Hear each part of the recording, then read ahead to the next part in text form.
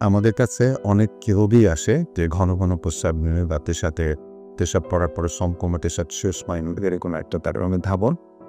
এই সমস্ত রোগী যখন আসে আমরা মামুলি কিছু পরীক্ষা করি। পেশাবের একটু মাইক্রোস্কোপিক এক্সামিনেশন করি, ইনফেকশন আছে কিনা।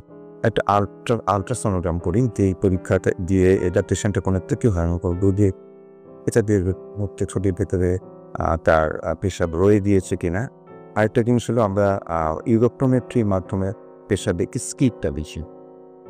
স্কিপ এসে এই ২টা-৩টা পরীক্ষার মাধ্যমে আমরা বুঝে যাই যে রোগীর পেশাবে কোনো বাধা আছে কিনা।